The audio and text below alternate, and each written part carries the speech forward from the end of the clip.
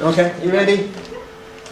So I'm here to talk to you about the joys of Radio 4, and I mean that with a huge passion. Do we have any other Radio 4? Yay! So, and I bet you're all Guardian readers too. Yes.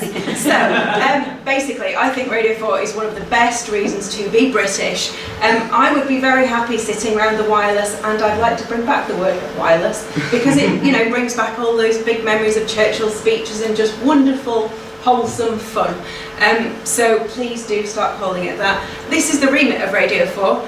They need to offer us drama, readings, commentary, factual magazine programmes. Please note there isn't any jingles mentioned in there, which they're trying to bring in at the moment, and just nothing crappy, no ridiculous news stories.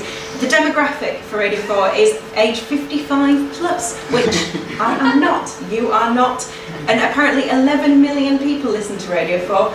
They cannot all be this age and this demographic, which I think we're proving here and today. My dad is an absolute Radio 4 addict, and I mean addict in the strongest possible word.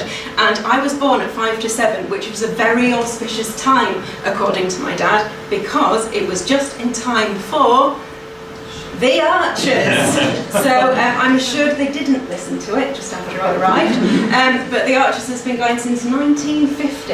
And if you think Hollyoaks has got anything going on with people being killed, murdered, dying, killing each other, adultery, Radio 4 started with a murder and somebody falling off a roof, I believe, or a fire, I'm not quite sure, whichever one. And he's set in the fictional village of Borchester in Borchestershire, in that sort of area in Ambridge. And yeah, it's just an absolute huge part of the ratings, and people think that it should be the national anthem. This is what I don't want on a morning. I do not want some chirpy little so-and-so telling me all these pop things that are happening in the world. I really don't care.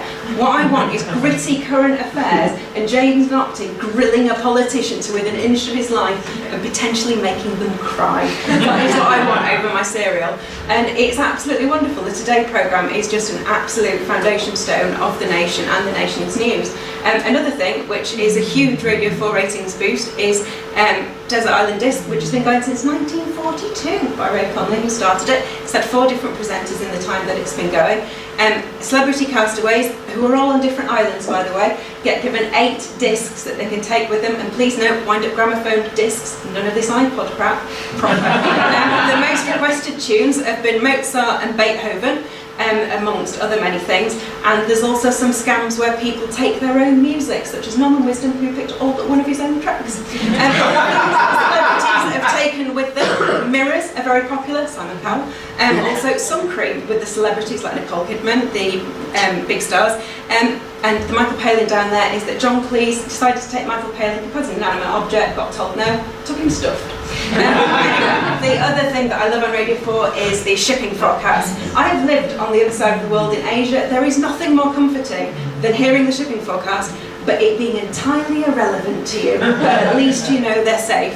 And as we know, Doggerfisher, German bite, all those sorts of things. I have no idea what any of that means, but it's a lovely, lyrical, comforting sound. So, as Brits, I think it's something that stands out. My absolute favourite thing on Radio 4 is Just a Minute. It's been going for 47 years with Nicholas Parsons at the helm.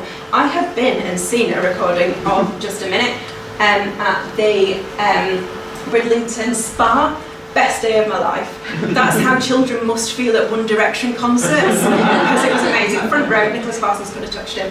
So you're not allowed to hesitate, repeat or deviate within the 60-second time limit. In Just a Minute, that's the only rules. It hasn't changed in the 47 years that it's been going, 900 episodes, and some of the best comedians of the last half century have taken part in Just a Minute. Kenneth Williams, if you've never listened to one of his, it's absolutely fantastic and it's just pure comic genius. If you cannot get enough of Radio 4, there is now Radio 4 Extra. This is what you pay your licence fee for. It is amazingly wonderful that you can listen to radio shows from the 50s, hugely racist, and all sorts of things that you just don't want to hear anymore, but they show them. If we ever do need to call Bruce Willis because Armageddon is coming, the last thing that he will hear will be Radio 4 198 Longwave, because that is the last thing that anyone will stop broadcasting before the end of time. So just so you know, and sometimes on a Sunday morning when the Today programme isn't on, because it doesn't play on a Sunday, I think that's happened. So just beware, it's not on a Sunday and the world hasn't ended. but Radio 4 will always be there for you. Thank you.